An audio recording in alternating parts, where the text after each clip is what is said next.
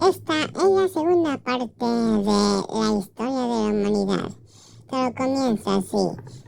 Miles de años después de la Edad de Piedra surge el Imperio Romano, que empieza a expandirse por toda Europa y teniendo la guerra, una de las guerras más reconocidas de toda Roma, que se llamó la guerra, bueno, no se especifica cómo se llamó, pero da igual. Lo que yo digo es que Roma se estaba expandiendo por toda Europa, colonizando imperios, o más bien conquistándolos. Se estaba expandiendo más y más y más.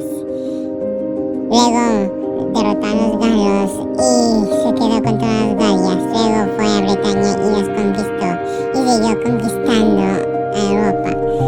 Pero había mucha inestabilidad y al final se dividieron. Y sus enemigos aprovecharon para derrotarlos, los galos restantes, llamados bárbaros. Lamentablemente, una parte del imperio fue conquistada. Cientos de años después, Europa estaba sumergida en la edad de los imperios, donde había ligeros conflictos y nada graves, aunque sí seguía en los imperios, se estaban expandiendo, conquistándose unos a otros. Después vino la época colonial. España descubrió América, pero más tarde Hernán Cortés lo conquistó todo.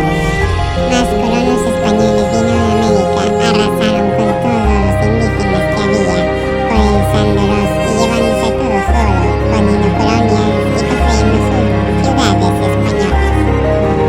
La colonización estaba a tope, y no solo España se estaba colonizando América.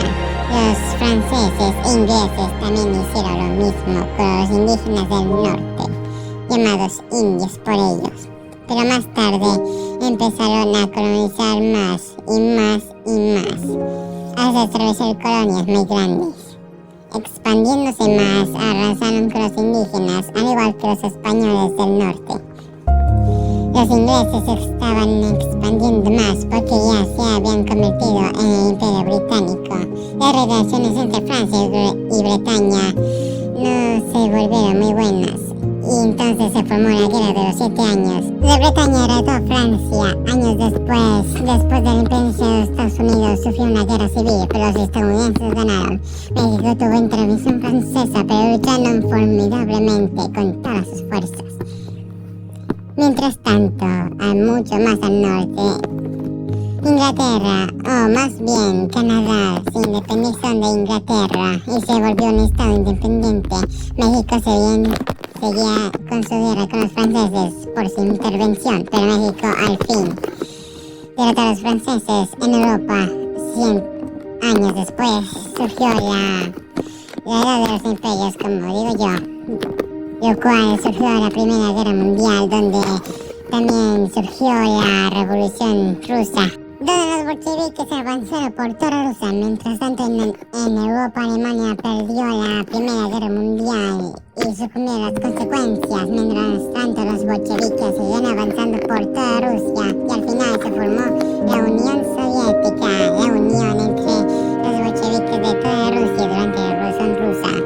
Mientras tanto, en Europa, Alemania se nazificó y empezó a expandirse, iniciando la Segunda Guerra Mundial. Y empezó a expandirse más. Es importante que llegó a invadir la Unión Soviética. Los soviéticos se defendieron formidablemente. Luego hicieron retroceder a los alemanes. Aunque los nazis invadieron Stalingrado, pero los soviéticos los hicieron retroceder junto a los aliados. Al final, la Alemania nazi fue derrotada y Japón perdió tras la nueva arma de los Estados Unidos, la bomba atómica. La China comunista se expandió por toda China, lo que se conoce como Taiwán. Surgió la guerra de Corea, pero hubo un empate. Mientras tanto, en Vietnam se dividió en dos, un lado comunista y otro capitalista, y surgió la guerra de Vietnam. Pero los comunistas ganaron, pero la Unión Soviética empezó a tener problemas, lo que lo llevó a su disolución.